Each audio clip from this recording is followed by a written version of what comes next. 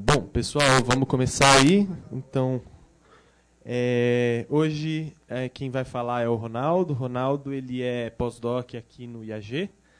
Ele fez uma graduação em física na Unicamp, depois fez mestrado em matemática e fez doutorado em, trabalhou com física, trabalhando com gravitação, dinâmica galáctica.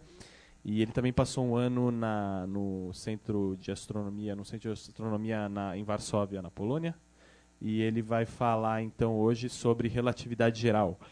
Eu vou passar uma lista, acho que quem já veio aqui já conhece, é uma lista de presença. Tem um campo para o e-mail também, quem quiser colocar, quem não recebe os anúncios da Astronomia ao Meio-Dia e quiser receber, coloca aqui o e-mail. E quem já recebe não precisa, né, colocar. E é isso aí. Então, bom, Ronaldo pode começar. Opa. Bom, obrigado pelo convite. Dá para me ouvir aí atrás? Beleza.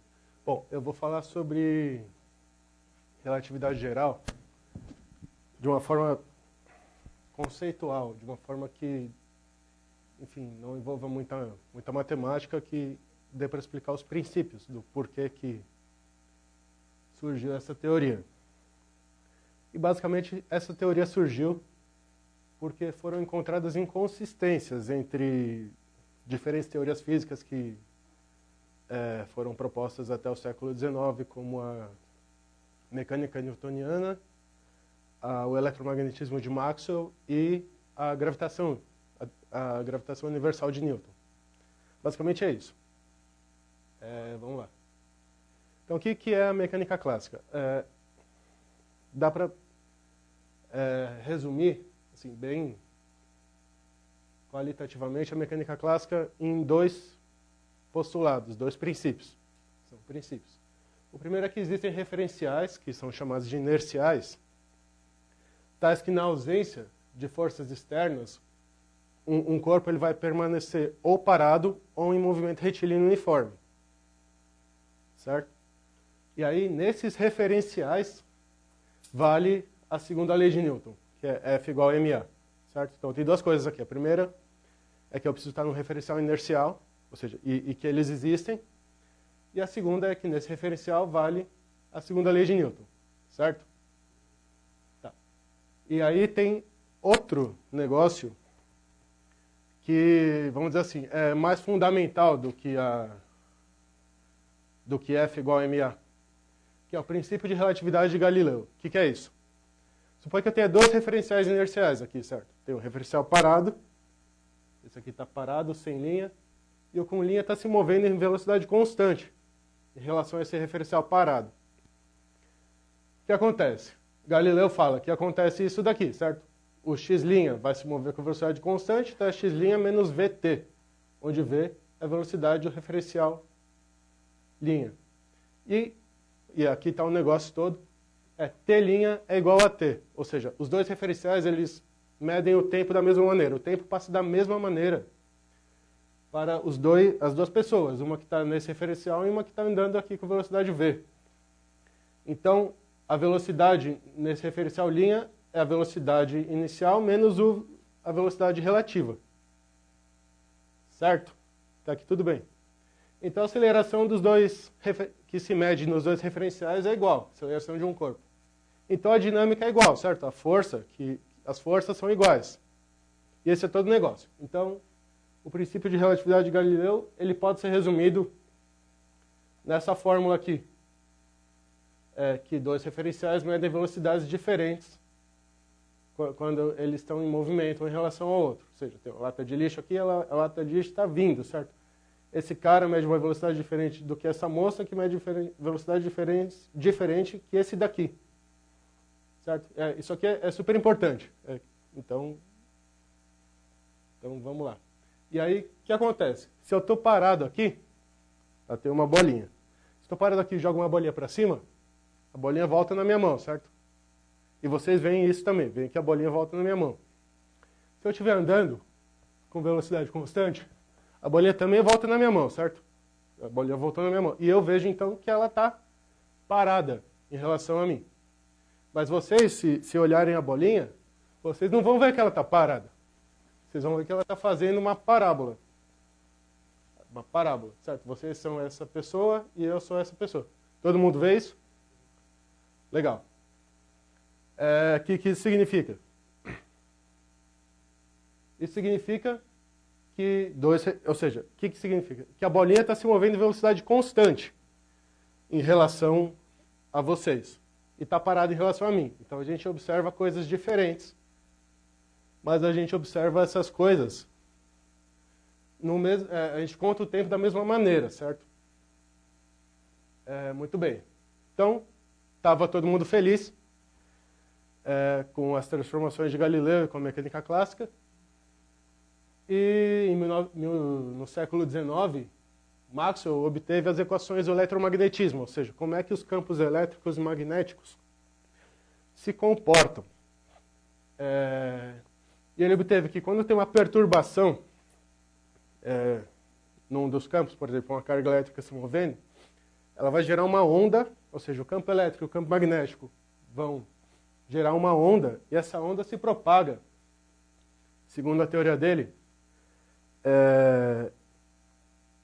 com uma velocidade que depende de constantes fundamentais da natureza. Não sei se vocês já viram, μ0 e ε0. Enfim, uma multiplicação de constantes fundamentais dá uma velocidade de 300 mil km por segundo. E as pessoas medem a velocidade da luz. Outra coisa, as pessoas medem a velocidade da luz de diferentes maneiras. E elas obtêm também 300 mil km por segundo. Ou seja, então você tem uma teoria que diz que que as ondas eletromagnéticas se movem com essa velocidade. E você vai lá de diferentes formas e mede que a luz se move com essa velocidade. Certo?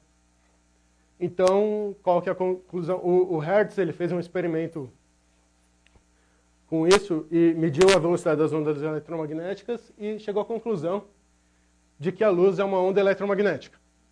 Certo? E se move com velocidade c, igual a esse valor aqui. Aí surgiram perguntas, certo? Primeira pergunta, em que meio que a luz se move? Porque o som se move, o som é uma onda de pressão que se move no ar. Se você joga uma pedra na água, ela forma ondas, ou o mar forma ondas. Essas ondas se movem na água, que é um meio, certo? Então todas as ondas se movem em um meio. E as equações do Maxwell dizem que a luz se move com velocidade c. Então tem que ter um meio para ela se mover, certo? Porque todas as ondas se movem em relação ao meio. E aí tem outra pergunta. Em qual referencial que ele mede velocidade c? Porque pela transformação de Galileu... Opa, volta. Pela transformação de Galileu, quando eu mudo de referencial, eu mudo a velocidade que eu vejo. Então, em tese, se eu pegar um referencial em que esse meio está parado e andar com ele com velocidade v, eu vou ver uma velocidade diferente, c', que é c do Maxwell menos v. Certo? Então, quer dizer, tem esses problemas. Bom, são problemas, tem esses problemas. Por que são problemas? Eu tenho 3 coisas acontecendo. A primeira, o princípio de relatividade, que o Galileu propôs. Todos os referenciais inerciais são equivalentes. A gente viu que quando tem 2 referenciais, um andando em relação a outro com velocidade constante, eles medem a mesma aceleração, certo? Então tem as mesmas forças agindo sobre o corpo em cada referencial. Aí tem a segunda coisa, o eletromagnetismo de Maxwell. Ou seja, a luz viaja com velocidade c, certo? Então tem o princípio de relatividade e tem o eletromagnetismo de Maxwell. E aí tem as transformações de Galileu, certo? Ele diz que mudando de referencial, um referencial que se move com velocidade v em relação a outro, é tal que a gente mede um v', que é a velocidade inicial v, menos esse v grande. Então a gente olha aqui e tem um problema, certo? Essas 3 coisas não podem valer ao mesmo tempo. Só 2 delas podem valer ao mesmo tempo. Então tem alguma coisa que não está legal. Bom, hipótese 1. As transformações de Galileu valem e o eletromagnetismo de Maxwell vale. certo? Hipótese 1. Então, o que acontece? Então, vai ter um referencial em que eu meço velocidade da luz c, de acordo com as equações de Maxwell. Só que aí, o que acontece? Vai ter outro referencial, todos os outros referenciais vão medir velocidade diferente. Então, existe um referencial privilegiado, na qual as equações de Maxwell valem. Se o referencial é privilegiado, eu não tenho o princípio da relatividade, porque o princípio da relatividade diz que todos são equivalentes. E aí eles propuseram esse meio, que é o éter, que é um meio que ninguém sabe direito o que é, mas propuseram, no qual a luz se move com velocidade c. A luz, então, tem uma velocidade em relação a esse meio. Se eu me movo em relação a esse meio, éter, eu meço uma velocidade diferente. Essa é a hipótese 1. Outra hipótese, vale o princípio de relatividade e vale as transformações de Galileu, certo? Então o eletromagnetismo de Maxwell está errado. Não está errado, ele precisa ser modificado para ficar de acordo com as transformações de Galileu. Ou seja, para que... porque aqui o eletromagnetismo padrão, vamos dizer assim, ele teria desvios se eu fosse para outro referencial. E a terceira opção é a seguinte: vale o princípio de relatividade, ou seja, todos os referenciais inerciais são equivalentes, e vale o eletromagnetismo de Maxwell. Então, se vale o princípio de relatividade e o eletromagnetismo de Maxwell, e o eletromagnetismo de Maxwell diz que a luz se move com velocidade c, então, pelo princípio da relatividade, a luz vai ter que se mover com velocidade c em todos os referenciais inerciais. Porque os referenciais inerciais são equivalentes, certo? Certo. Se vocês tiverem perguntas. Então, o pessoal foi testar isso, certo? Como é que se testa isso? Eles fizeram... O Michelson e o Morley fizeram um experimento de interferometria. Não vou entrar em detalhes do experimento em si, mas do que eles obtiveram. Bom, em diferentes épocas do ano, eles mediram a velocidade da luz. Ou seja, então, aqui, a Terra e a Terra é, com uma boa precisão, um bom referencial inercial. Apesar de a gente saber que não é tudo, ele roda tudo, mas é boa. Então aqui a Terra está se movendo para cá. Eles medem a velocidade da luz ali e obtêm o valor c. Aí a Terra passa meio ano, a Terra está aqui. Então agora ela está se movendo com velocidade para cá, certo? Eles medem e obtêm c. Então quer dizer, aqui ela está se movendo para lá, aqui ela está se movendo para cá. Então seria um referencial inercial que se move com velocidade constante em relação ao outro. Mas a velocidade da luz é a mesma que eles medem. Aí o que falaram? Tá, então é a mesma. Então o éter não pode ficar parado. O éter vai andando junto com a Terra. A Terra arrasta o éter. Aí a Terra vai arrastando o éter. E aí o éter fica parado em relação à Terra, porque está sendo arrastado. E aí a velocidade da luz vai ser c. Não importa onde a Terra esteja, não importa como é que ela se move, porque ela está arrastando o éter. Só que aí a gente começa a colocar um monte de penduricalho na teoria para tentar explicar as coisas, certo? Vão aparecendo novos fenômenos que não dá para explicar com a teoria que existe. E a gente vai, então, colocando coisas a mais para tentar explicar os fenômenos que já foram observados, certo? Não tem nenhum fenômeno novo aqui para explicar, não tem nenhuma predição. Não tem nenhuma predição da teoria. Os fenômenos novos, aliás... a gente tenta consertar a teoria para fazer com que eles façam sentido. E aí a melhor explicação que tem, foi dada pelo Einstein, é que a luz viaja no vácuo, ou seja, não tem éter. A luz viaja no vácuo, sempre com velocidade c em qualquer referencial inercial, que é o que ele falou.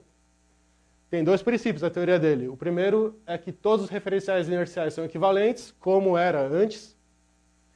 E o segundo é que a luz se propaga no vácuo com a mesma velocidade em todos os referenciais, velocidade c. Aqui eu não vou usar muitas... As fórmulas não são muito importantes, mas o conceito delas é importante. Quer dizer, c é ΔX sobre ΔT, certo? O tempo é o quanto eu ando dividido pelo tempo que passa. num referencial. No outro é ΔX' sobre ΔT'. Então, se eu jogar a T' para cá, levar ao quadrado, tudo, eu obtenho que C ΔT ao quadrado menos ΔX quadrado é C ΔT' quadrado menos ΔX' quadrado. Ou seja, jogar para lá, dividir, levar ao quadrado. E aí a gente vê que dois referenciais inerciais medem intervalos de posição diferentes. Então, se isso é igual a isso, e isso aqui é diferente disso, o ΔT tem que ser diferente do ΔT', certo? O tempo vai passar diferente em cada referencial inercial. Se eu estou me movendo em velocidade constante em relação a vocês, o meu tempo vai passar diferente do tempo de vocês. Da mesma maneira, o tempo de vocês vai passar diferente do meu tempo, certo? Tá. E aí o Einstein mostrou que isso vale também para gente, para qualquer partícula, para qualquer coisa. Então é basicamente isso. Eu tenho que adicionar agora ao meu sistema de coordenadas uma coordenada tempo, certo? Um reloginho aqui. Porque esse reloginho aqui ele vai medir diferentes valores de tempo para se eu estiver me movendo ou não. É isso aqui. Antes os referenciais inerciais mediam o mesmo tempo e agora cada referencial mede um tempo diferente. Certo? Aqui é só dizer que essas aqui são as transformações de Lorentz que generalizaram as transformações de Galileu. E dá para ver que você mistura x e t aqui, certo? O t depende de x também. Então, fica tudo bagunçado, tudo junto. E o Minkowski, que foi quem chegou e falou e fez disso de uma maneira rigorosa, matemática, falou, eu vou ler aqui. De hora em diante, espaço por si mesmo e tempo por si mesmo estão fadados a desvanecer-se em meras sombras, ou seja, já era. E apenas uma espécie de união dos dois preservará uma realidade independente, que é o que diz as transformações de Lorentz. Eu estou misturando x e t ali. X e t têm mais ou menos o mesmo status, vamos dizer assim. Tá. E tem alguns fenômenos, então, que essa teoria diz para a gente que não são nada intuitivos. Porque a gente está acostumado a velocidades muito baixas, em relação à velocidade da luz. Então a gente não vê esse tempo passar diferente, passa diferente, mas só um pouquinho, certo? Então a gente não consegue medir. Então vamos lá, tem um efeito chamado dilatação do tempo. O que é a dilatação do tempo? Suponha que tem o referencial S' lá, onde o objeto está parado. O objeto está parado aqui. Eu não consigo fazer as duas coisas ao mesmo tempo. Mas o objeto está parado aqui. E agora eu estou no referencial S, que se move com velocidade constante em relação a S'. Então eu vejo o objeto do referencial S' se mover com velocidade constante, certo? E aí eu vou lá, tá, então vamos lá. Vamos medir o tempo que passa para ele se mover um tanto. No referencial dele, ele está parado, certo? Então o ΔX' é zero, ou seja, é como se ele estivesse andando, mas se eu estou andando junto, eu não vejo ele se mexer. No meu referencial eu vejo ele se mexer. Então eu uso a equação que o Einstein obteve, que é C ΔT quadrado menos ΔX quadrado. No meu referencial é C ΔT' quadrado menos ΔX' quadrado no referencial do objeto. Só que ΔX' quadrado é zero no referencial do objeto, certo? Então eu pego aqui, jogo ΔX para lá. Então C ΔT quadrado é C ΔT' quadrado mais ΔX quadrado, ΔX do meu referencial. Então se passa um certo de tempo, o objeto se moveu uma distância, ΔX. Positivo. Então, quer dizer, isso aqui é maior do que isso daqui. Certo? Então isso daqui é igual a isso daqui. Só que esse termo é positivo. Então o ΔT ele é maior que o ΔT'. Certo? Olha só, que coisa estranha. eles não medem o mesmo intervalo de tempo. Mas, equivalentemente, se eu tivesse no outro referencial, eu ia ver que ou seja, agora tem outra pessoa ali, em outro referencial, e eu estou me movendo, como deveria ser. Ele mede um ΔT' maior que ΔT. Então, em tese, não tem problema, certo? Eu meço um tempo maior que ele mede um tempo maior que o meu. Se ele sempre se mover em velocidade constante. Mas aí, essa teoria da relatividade especial, ela gera um monte de paradoxos ou pseudoparadoxos. Tem paradoxos que... Bom, eles não são paradoxos, certo? A teoria está bem fundamentada, bonitinha. Mas são paradoxos aparentes. Por exemplo, tem existe esse paradoxo dos gêmeos que o pessoal fala bastante, né? Ou seja, eu tenho aqui dois gêmeos. Um deles não é astronauta e um deles é astronauta. Então, um deles fica aqui na Terra enquanto o irmão dele, da mesma idade, vai viajar de foguete. Ele vai para bem longe, e aí quando ele vai para bem longe, eu meço um tempo maior do que o dele e ele mede um tempo maior do que o meu. Mas isso está de acordo com a teoria. E aí ele volta. Quando ele... Ou seja, aqui, aí ele faz assim. Ele volta. Quando ele volta, qual que é o negócio? Quando ele volta mais novo do que eu que estou aqui na Terra. E aí, pô, eu estou falando que ele mede um tempo maior, eu meço um tempo maior que o dele. Tudo bem, ele voltaria mais novo. Mas ele mede um tempo maior do que o meu. Então eu estaria mais novo, certo? Então tem um problema aí. Quer dizer, só um deles está mais novo, que é o que voltou. O que fez a coisa lá, que foi e voltou. Então, qual que é o problema? O problema é que aqui a gente não tem mais aquela igualdade entre os referenciais. E por que isso acontece, né? Não adianta só falar que acontece. Acontece, é verdade. Mas não adianta só falar que acontece. Tem que explicar, porque afinal de contas é para isso que servem as teorias físicas. Se eu tenho um observador inercial, como eu falei para vocês, ele vai sempre se mover com velocidade constante em relação a mim. Certo? Se ele vai se mover com velocidade constante, então ele só vai passar por mim uma vez. Certo? Ele vai embora. Mas aí ele volta. Ou seja, ele foi e voltou. Então ele sofreu uma aceleração ao voltar. Certo? O que é aceleração? Mudança de velocidade. Ele estava indo para lá, voltou, mudou a velocidade. Então aqui, daqui até aqui, eu vejo, pela dilatação do tempo, um tempo maior do que o que ele mede. Eu meço um tempo maior. Se ele continuasse para sempre, ele não ia voltar. Mas se ele continuasse para sempre, não ia ter problema. Eu ia medir um tempo maior, ele media um tempo maior. Mas ele volta. Quando ele volta, eu também meço um tempo maior. Então eu somo esse com esse.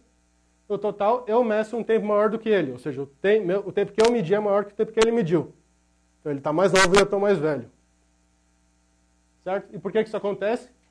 Porque o cara que foi e voltou sofreu uma aceleração. Isso é super importante. Ele sofreu uma aceleração, ele não é mais inercial. Vamos lá. Então, estava tudo bem com a relatividade especial. É tudo compatível, eletromagnetismo, com o princípio da relatividade, tudo bonitinho, mas aí o pessoal olhou, o Einstein, né? O pessoal é o Einstein. O pessoal olhou e falou, tá, mas e a gravidade, como é que fica? Será que a gravidade é compatível com tudo isso? A força, bom, a força que um corpo exerce no outro é essa daqui, certo? Gmm sobre R quadrado. Força gravitacional. Mas e aí? Se eu estou aqui e passa um corpo por mim, eu sinto a força que esse corpo produz em mim. Se ele está aqui, eu sinto instantaneamente a força que agora ele age em mim. Ou seja, se ele está se movendo, instantaneamente eu sinto em cada ponto a força que ele exerce em mim, que é proporcional ao quadrado, inverso do quadrado da distância entre eu e ele. Mas a relatividade especial fala que nenhuma informação pode se mover com velocidade maior que a da luz. E se ele age instantaneamente, a velocidade é muito maior que a da luz, certo? É infinito. Então tem um problema com a gravitação newtoniana, pelo menos para velocidades muito altas. E como é que a relatividade geral resolve isso? Como é que ela faz?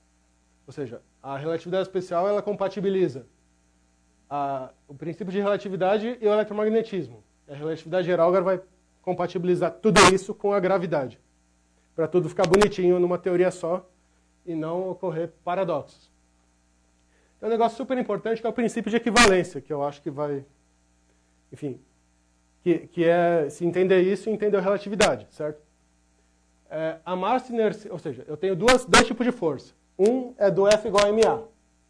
Ou seja, se eu ponho uma força, vai existir uma massa, que eu chamo de massa inercial, tal que essa força vai ser multiplicada por essa massa para produzir uma aceleração. Essa é diferente da massa gravitacional, que é a proporcionalidade entre a força gravitacional e o campo gravitacional que é gerado. Ou seja, MIA é MGG. Mas aí o Galileu chegou e começou a jogar um monte de coisa para baixo. Soltar, né? Ele solta um monte de coisa para baixo. Objetos de diferentes massas, com diferentes composições. Ferro, pedra, tudo. E obteve que sempre os objetos chegam no chão no mesmo tempo. Então, A igual a G. A aceleração é igual para todos. Aí você olha para cá, A igual a G, MI igual a MG. A massa de todos os corpos a massa gravitacional é igual à massa inercial. E o Einstein levou isso a um princípio, que ele chamou de princípio de equivalência. Isso quer dizer que a gravidade, então, ela é uma força de inércia. Por quê? Porque se a massa inercial é igual à massa gravitacional, a gravidade, por ser proporcional à massa gravitacional, é uma força de inércia. Bom, tá. Esse princípio pode ser dito de outras duas maneiras, que são as seguintes. Primeiro, esse negócio aqui. O fato tem duas coisas acontecendo aqui.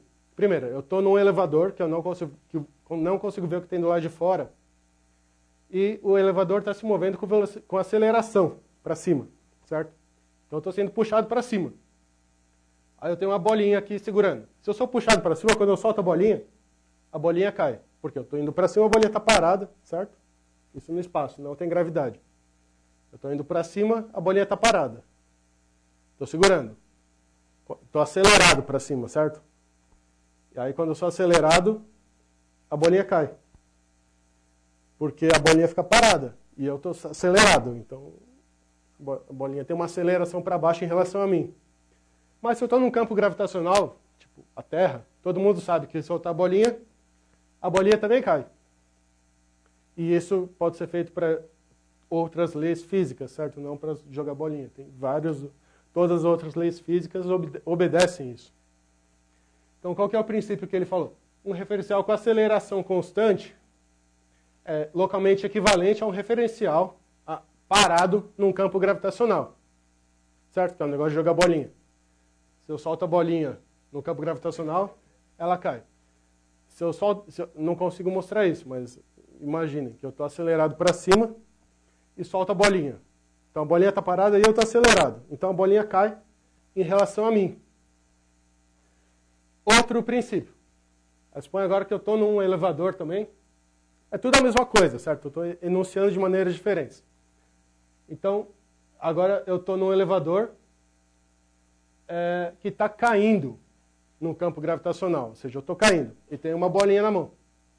Eu estou caindo. Se eu solto a bolinha também está caindo junto comigo, certo? Eu estou aqui, estou caindo, a bolinha está caindo, eu solto ela não vai se mover em relação a mim. Então é como se ela estivesse parada. Como se tudo tivesse parado em relação a mim. E como eu estou num elevador, eu não sei o que tem em volta. Eu não sei se tem campo gravitacional, não sei se eu estou parado, não sei nada. Mas se eu estiver no espaço, longe de todas as forças possíveis, e pegar e soltar uma bolinha, ela também vai ficar parada. Porque não tem nenhuma força agindo. Então esse é o princípio vou chamar de 3. Ou seja, se eu estou em queda livre num referencial, num campo gravitacional, isso é equivalente a eu estar parado no espaço longe de todas as forças gravitacionais. Ou seja, um referencial em queda livre é equivalente a um referencial parado sem nenhuma força gravitacional.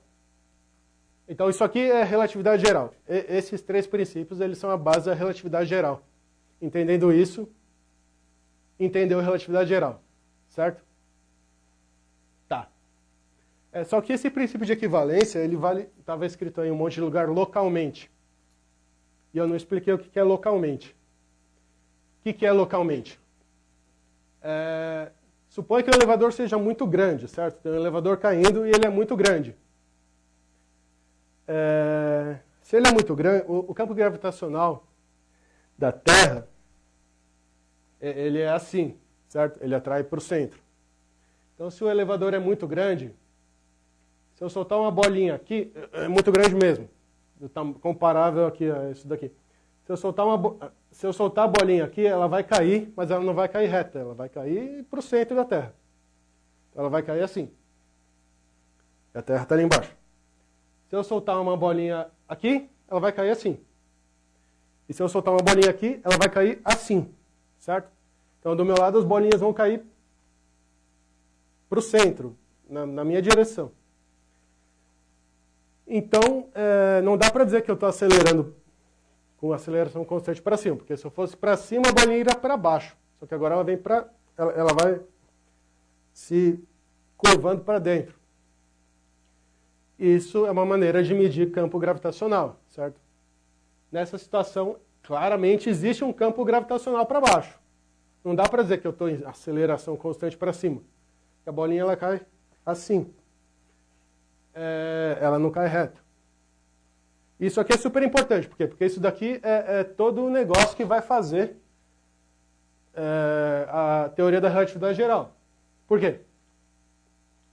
Porque suponha agora que eu estou caindo no campo gravitacional da Terra. Em cada instante que passa, eu estou numa posição e eu tenho um referencial inercial ligado a mim, que é aquele que seria equivalente a estar com uma aceleração para cima. Eu estou caindo no campo eu estou caindo no campo gravitacional e aí tem um referencial inercial equivalente, que é aquele em que a bolinha fica parada em relação a mim. Mas aí a aceleração, se eu caio e fico mais para baixo, a força é maior. A força da Terra é maior sobre mim. Ou seja, depende do raio. Então, se a força da Terra é maior sobre mim, existe outro referencial inercial que estaria com uma outra aceleração em relação à Terra, que tal que a bolinha fica parada em relação a mim. E se eu for caindo, vão ter vários referenciais inerciais com acelerações diferentes, tais que eu estou parado em relação a ele. Só que na relatividade especial, bonitinha, o referencial inercial que eu falei, ele era global, certo? Ele valia para todo o tempo, para toda a posição, era um referencial só. Só que agora, como cada referencial inercial que eu vejo, que eu construo, tem uma aceleração diferente num campo gravitacional, não dá para juntar todos. Ou seja, não dá para transformar todos em um só. Se não dá para juntar todos em um só, não existe um referencial só, em que tudo está bonitinho, parado. Então o espaço-tempo não pode ser plano, como é na relatividade especial. Para que eu junte todos esses referenciais aqui, inerciais, locais, o espaço-tempo precisa ser curvo, porque se ele fosse plano eu conseguiria juntar. Mas eu não consigo, então eu só consigo juntar num espaço curvo. Porque não é plano, é basicamente isso. Não vou definir espaço curvo aqui. Mas é basicamente isso, então. Eu tenho alguma coisa que eu chamo de espaço-tempo, e a massa que produz a gravitação, ela produz uma curvatura desse espaço-tempo. E esse é o princípio principal da relatividade geral. E essas aqui são as equações que a gente costuma resolver quando a gente faz as contas. Então existem alguns testes que eu vou falar rapidinho da relatividade geral. O primeiro teste que foi visto, na verdade, foi um teste de verdade. Por quê? Porque já se conhecia uma anomalia na órbita de Mercúrio. A gravitação newtoniana, ela juntando todas as interações dos outros planetas e tal, ela previa uma certa precessão da órbita de Mercúrio e se media uma precessão maior. Por que pressão? Se tem um planeta só, ele, pelas leis de Kepler, ele orbita em torno do Sol numa elipse, certo? Só que agora essa elipse é medida e ela não é a mesma elipse. A distância mais próxima do Sol aqui, em cada órbita, ela vai andando para lá. Daqui, vai para cá, aqui ela está numa órbita diferente. E aí o Einstein fez a teoria dele lá, foi ver o que acontecia na teoria dele, e viu que ele media exatamente, com a teoria dele, ele previa essa diferença. Então ele explicava a precessão da órbita de Mercúrio. Legal. Mas a órbita de Mercúrio a anomalia já era um fato conhecido. Existiam fatos que não eram conhecidos, certo? Vamos voltar lá ao princípio de equivalência. Suponha que eu estou parado num elevador, vem alguém aqui e põe um feixe aqui. Põe um feixe de luz aqui aberto, aqui. Eu vejo esse feixe de luz andar reto, certo? Porque ligou a luz, ela vai reto. Agora, suponha que eu estou com velocidade constante para cima. Se alguém liga um feixe de luz, o feixe de luz ele vai inclinado, certo? Porque eu estou indo para cima. Agora, suponha que eu estou acelerado para cima, certo? Então, em cada instante de tempo, a minha velocidade é maior. Então, o que acontece? A minha velocidade é maior em cada instante de tempo. Se quando eu andava com velocidade constante, a luz está inclinada, se eu estou acelerado, em cada instante de tempo, a luz vai se inclinar mais, certo? Então, aqui, se eu estou acelerado, eu vejo a luz fazer uma curva aqui, certo? Esse negócio amarelo aqui é o raio de luz. Ele faz uma curva, conforme eu vejo. E pelo princípio de equivalência, esse elevador aqui, acelerado, é equivalente ao que aconteceria num campo gravitacional. Então, num campo gravitacional, a luz deve se curvar, certo? Pelo princípio de equivalência de Einstein. A luz deve se curvar. Por quê? Porque no referencial acelerado, ela se curva quando eu olho. E aí, ou seja, aqui eu tenho o Sol. Então, aqui tem uma estrela, ela solta a luz para todos os lados. E tem um raio de luz que chega na Terra. Só que ele não chegaria na Terra, porque o Sol está na frente. Mas como a luz se curva, aqui ela segue, vou chamar de malha, a malha do espaço-tempo, ela segue aqui. Essa malha é curva. Então ela vai andando, passa aqui, o Sol curva essa malha, ela vai aqui e chega na Terra. Só que eu observo linhas retas, certo? Então, a tangente aqui que chega na Terra define a posição que eu vou olhar isso no plano do céu. Então, eu vejo, a estrela está aqui, a luz se curvou, mas eu vejo ela aqui. Tem uma diferença aí, certo? E aí, isso é um negócio que é muito interessante, porque isso era uma predição da relatividade e não tinham medido isso ainda. Diferentemente de Mercúrio. Aí o Eddington foi lá, o Eddington é um astrônomo da Sociedade de Londres, certo? Da Inglaterra. Ele mediu isso durante um eclipse, ou seja, aqui, se não tem Sol, eu vejo a posição da estrela, certo? Se tem Sol, eu não vejo a posição da estrela, porque tem o Sol.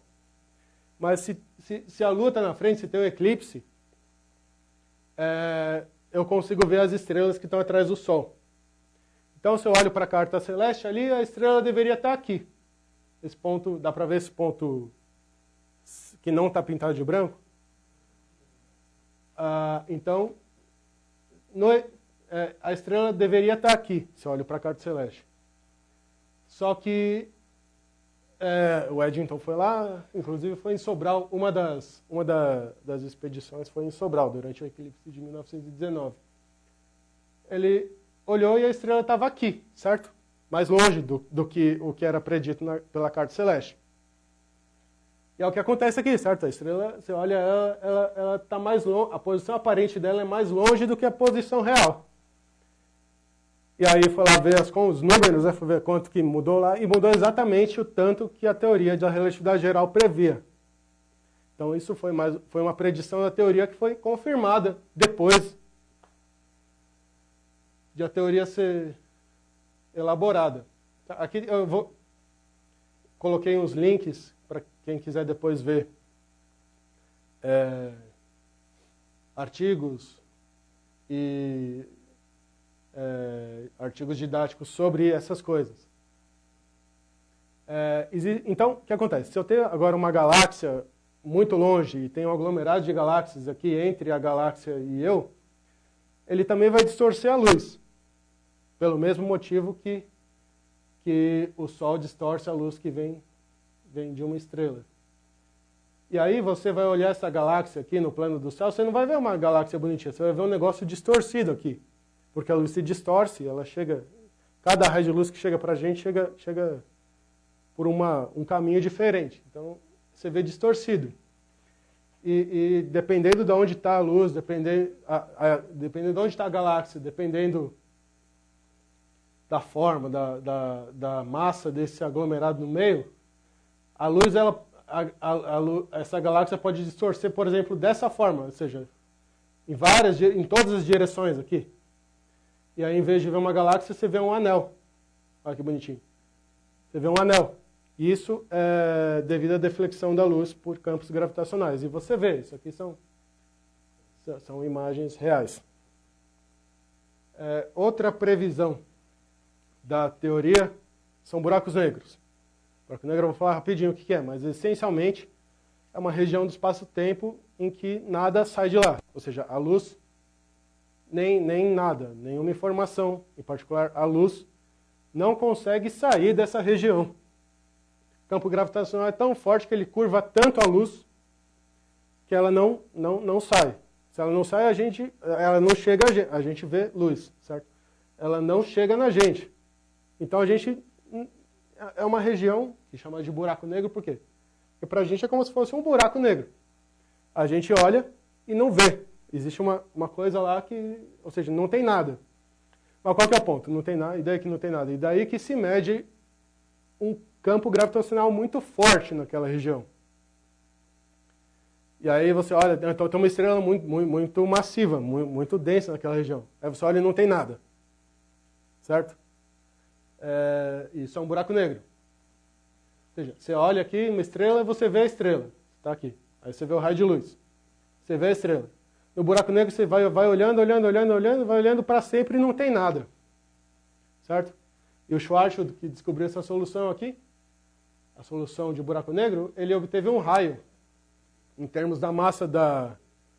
Isso aqui é a métrica de um buraco negro. Mas o que importa é que esse termo aqui pode ser zero. E é exatamente esse zero que define onde está o buraco negro.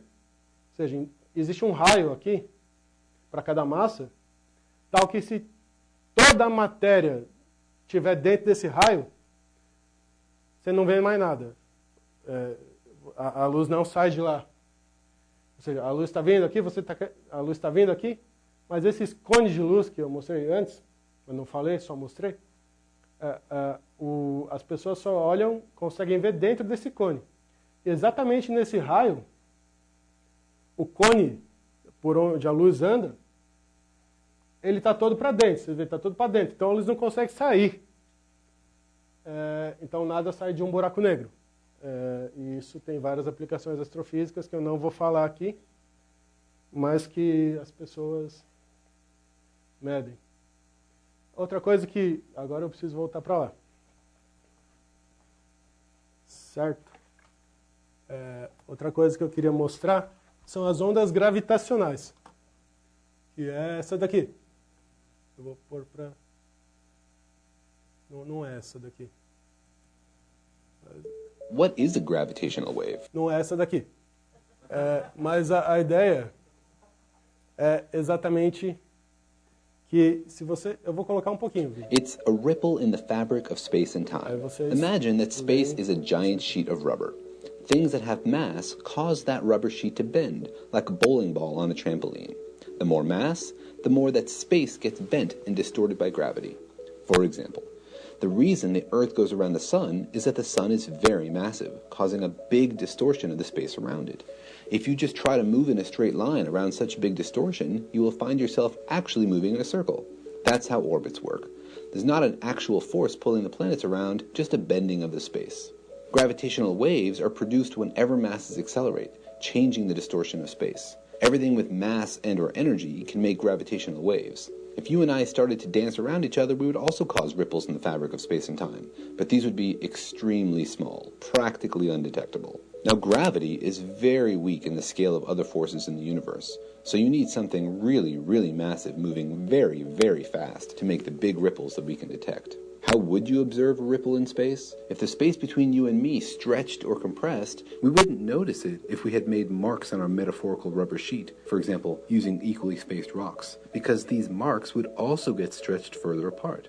But there is one ruler that doesn't get stretched, one made using the speed of light. If the space between 2 points gets stretched, then light will take longer to go from one point to the other. And if the space gets squeezed, light takes less time to cross the 2 points. This is where the LIGO experiment comes in.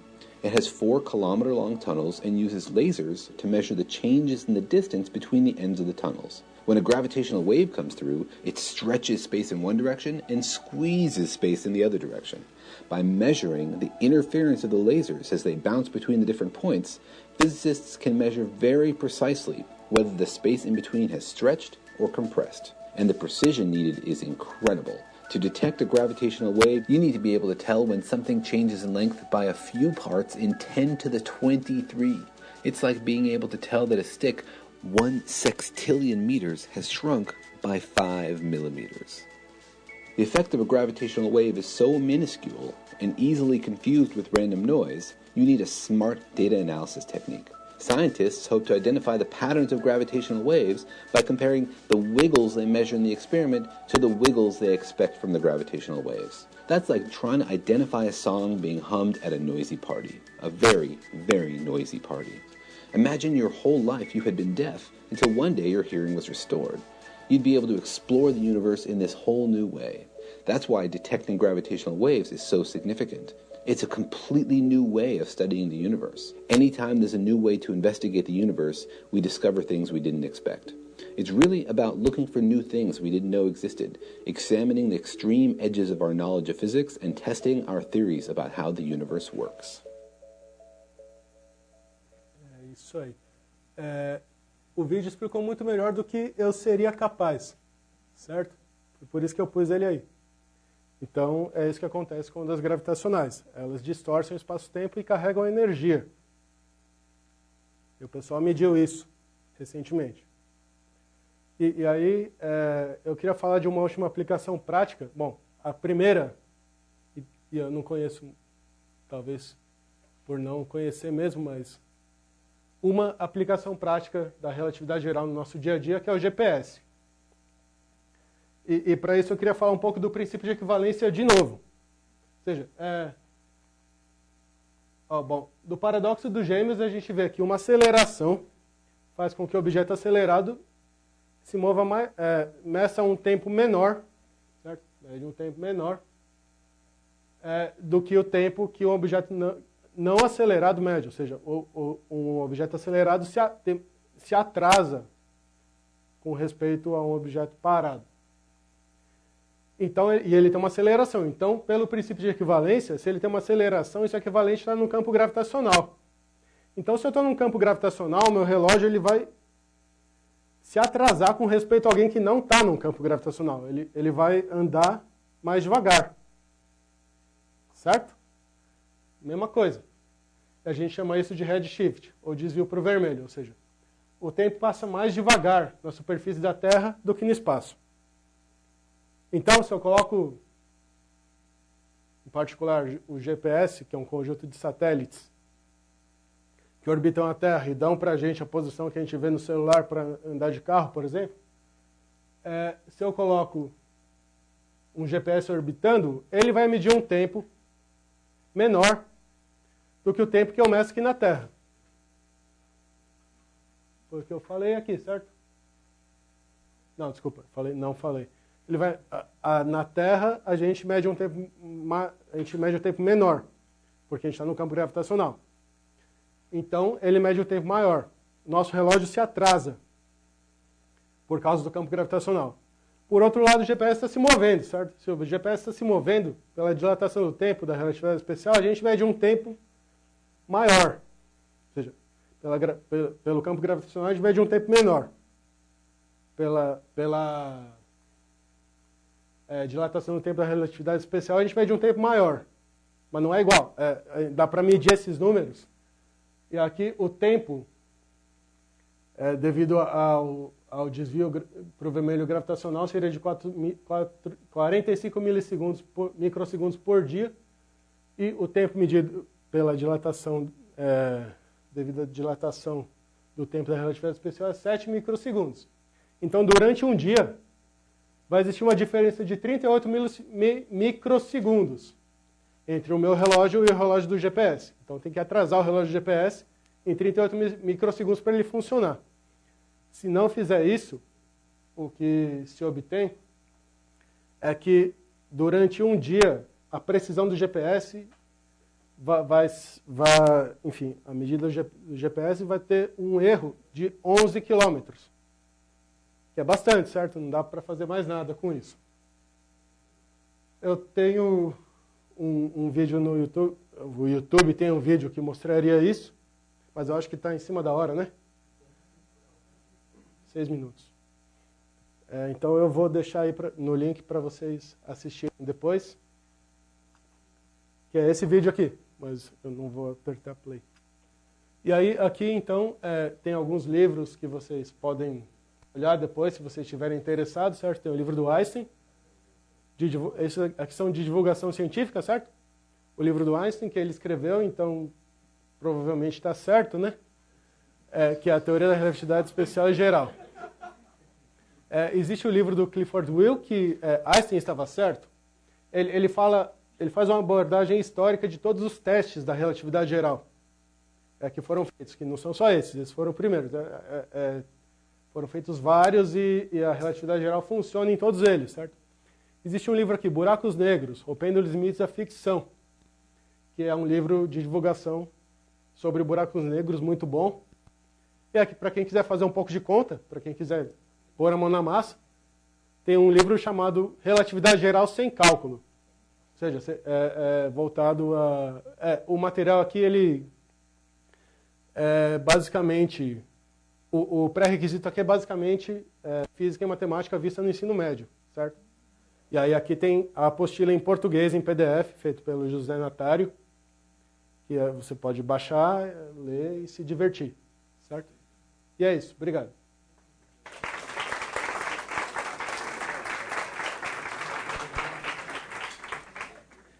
Perguntas?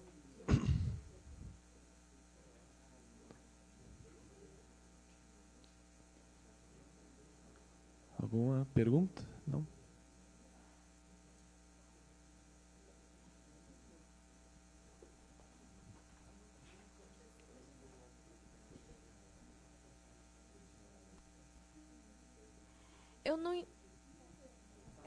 Eu não entendi muito bem porque o Einstein concluiu que a luz se propaga no vácuo. Pode explicar novamente? Tá. Bom, a ideia é mais ou menos... Cadê? Eu falei isso. A ideia é basicamente a seguinte. Todas as ondas que eram conhecidas até então precisavam de um meio para se propagar, certo? Onda de som, onda de... Se você pegar um violão, uma corda, você faz assim, a onda se propaga durante ao longo da corda, certo? E aí propuseram esse éter. Por quê? Porque a luz também precisaria de um meio. Porque todas as ondas precisam de um meio, a luz precisa de um meio. Porque não teria por que não precisar. E aí os experimentos mostram que não pode ser, não existe esse meio. ou se ele existe, ele tem propriedades muito complicadas. Os corpos massivos teriam que arrastar esse meio para que a velocidade medida fosse a mesma em todos os pontos. E é a mesma, eles mediram a mesma velocidade. Então, a ideia, aliás, o próprio Michelson e Morley, se não me engano, eles falam isso, que não existe éter. E aí, em vez de eles postularem outra coisa, um outro meio, um meio que... Porque é difícil postular um outro meio, certo? Isso daí. Por quê? Porque ele teria que se arrastar aqui junto com a Terra, e não só com a Terra. Tem muitas coisas no universo. Então ele teria que se arrastar com todas essas coisas. Então é muito ruim isso, certo? É muito ruim. É uma explicação muito ruim. Explicação que os físicos não gostam. Então a explicação mais simples seria que a luz se propaga no vácuo. Porque, vamos dizer assim, tem um princípio de simplicidade, em que se você tem uma teoria que explica as coisas de maneira mais simples do que a outra, você tende a preferir a teoria que explica de uma maneira mais simples, porque tem menos princípios ali que você tem que assumir, que você tem que supor que existem. Mas como ele chegou, como ele teve a ideia mesmo, aí não sei, mas é mais ou menos essa a explicação. Alguma outra pergunta? Ok. Naquela parte do final, quando você fala do GPS, uma coisa que eu estava pensando aqui, não sei se está certo ou não.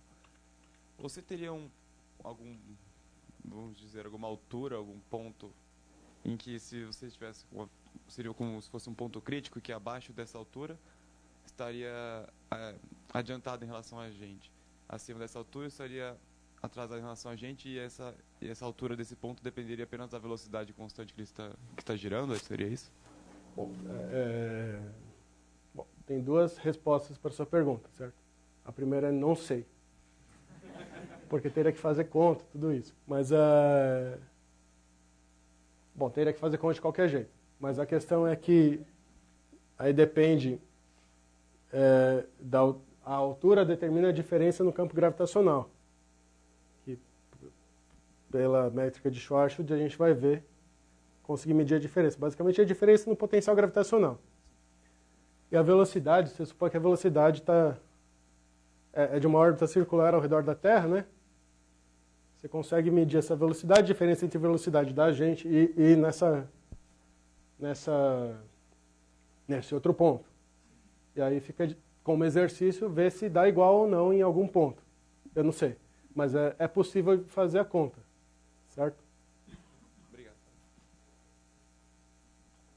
Ok. Bom, então, dado que já é 1h, então, vamos agradecer o Ronaldo mais uma vez.